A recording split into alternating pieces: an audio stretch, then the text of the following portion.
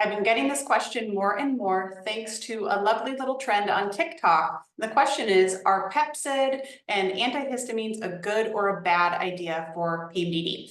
I don't even have TikTok, but I've had more and more new clients coming to me saying, hey, I heard this thing, or I tried this thing, or I was thinking about trying this. What do you think? And so I wanted to answer this question here. And I get it. When someone says, a cheap little pill from the neighborhood pharmacy can essentially cure or significantly reduce your PMDD symptoms, people pay attention. So let's hash out this question and make sense of it so you can decide what makes sense for you. So if you've already tried Pepcid or other antihistamines and you've noticed some relief, you're probably wondering, is it okay to keep taking them? If they did help, should I rely on them? Or could they be making things worse? Let's answer that question in this quick video. Or if you've never tried them and you're wondering if you should, hopefully this will help as well.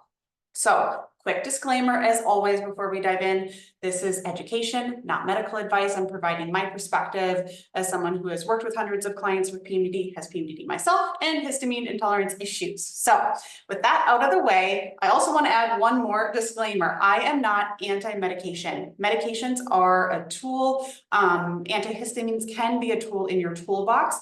I am anti people not having the full picture. So that's why we're doing this video. So as we think about this question, and you will link to the blog post that really goes deeper into the connection between PMDD and histamine, so we can keep this video relatively short.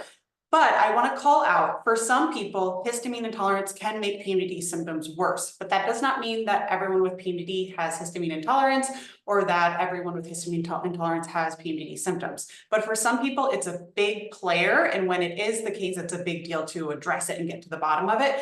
And I've seen it be a game changer as far as relief. So it's really, really important.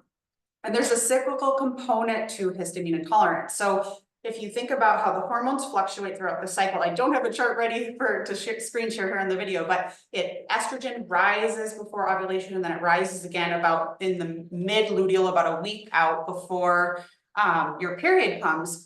As estrogen rises, it stimulates the body to make more histamine, and the more histamine you have, the more it stimulates estrogen production. So it can be a vicious cycle, and there's a chart of that in the blog article. This is why some people either only experience histamine symptoms during those times, pre-ovulation and mid-luteal, or they have baseline histamine symptoms and they worsen at those points in their cycle. So that cyclical pattern can be the first clue that histamine intolerance is playing a role.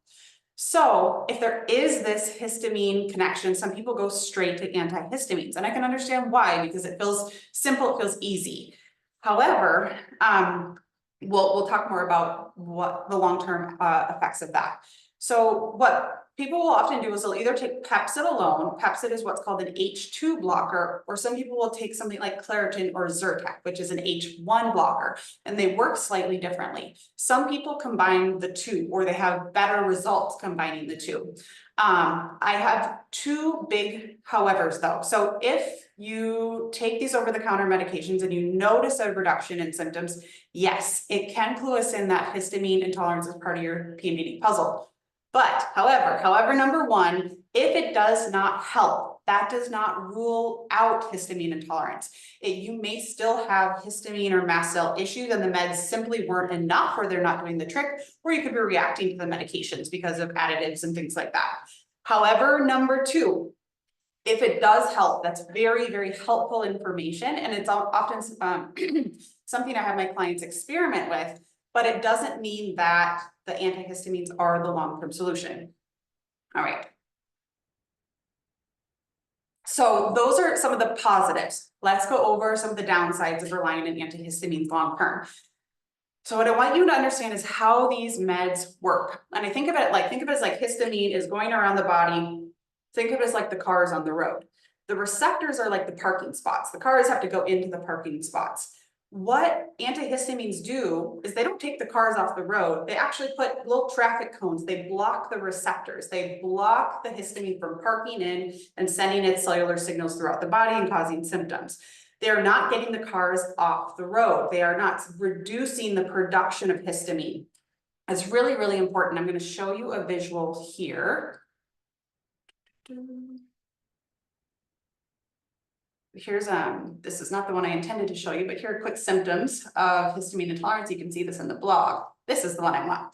So think of this like a bucket. Your body is constantly adding to this histamine bucket. This is normal. We actually need some histamine. The goal is not to have zero histamine in our body in this bucket analogy.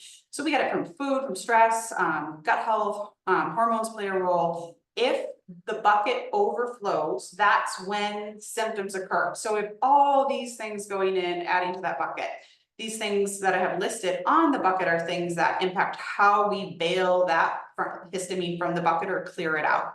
So antihistamines temporarily help you from experiencing the symptoms when that bucket is overflowing, but they're actually not clearing out that bucket. Hopefully that makes sense. And so here are a few other things to consider. When taking antihistamines long-term, you can build up a tolerance. Your body will adapt, meaning you need higher doses to have the same effect, and you might actually be more sensitive to histamine when you stop taking them. The other thing is rebound histamine issues. I've had this happen with clients where we've done the antihistamine trial to see if that's what's going on, and they actually felt worse after. So I'm actually very cognizant of that, because what happens is we can upregulate histamine receptors. So when you stop, histamine is flooding your system and makes the symptoms worse. The other thing is when those meds wear off, all that histamine is still floating around. So that's why I mean, when you take it and if it didn't help, it's not the full answer and it doesn't rule it out. The other thing, I've had this happen too with clients, is that the inactive ingredients in these medications, dyes, fillers, colors, preservatives, can actually trigger a reaction themselves or trigger mast cells. And I see this as being the case, especially with people who have mast cell activation syndrome and they're more sensitive. Sometimes they need compounded medications from their doctor that don't have those additives and fillers. So that is another thing to consider. And one more thing is the H2 blockers like Pepcid play another role. They're actually designed to reduce stomach acid.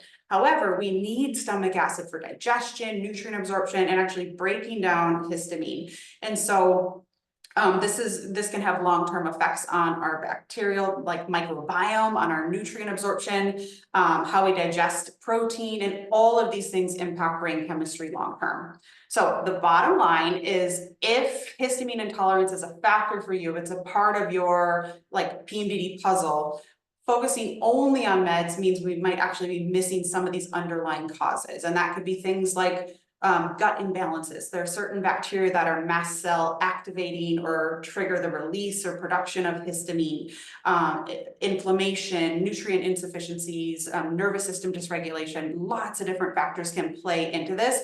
And genetics. I personally have really cruddy genetics when it comes to the enzymes that you saw in that middle of that bucket that break down histamine. And so the one thing I'll share from my story is I never had histamine issues before, even though I always have had the same genetics. My histamine issues, and it got triggered after some like major assaults against my digestive system. I was on an insane amount of antibiotics for sepsis. And since then, I'm actually still recovering. I've had a lot of histamine issues, coupled with I'm like heading into maybe potential perimenopausal years, which we'll talk about in the next video. So should you take Pepcid or antihistamines? Long story short, perhaps, but do it strategically. Use them for short-term relief when symptoms spike. Even I'm about to head on vacation. I'm currently living in a different country where I don't have access to all the tools and things that I normally do. I plan on bringing Pepcid and an antihistamine just in case I have like a histamine flare-up with alcohol and things on vacation and such. We'll use them for short-term relief. Use them as that confirmation tool if they help. And then consider the implications of long-term daily use. And sometimes what happens is you're using them now, and that can buy you time to investigate the deeper root cause factors for more sustainable relief. I hope this helps. Let me know if you have additional questions. You can send us another email or another question with the Ask Us Anything form. And thanks for watching.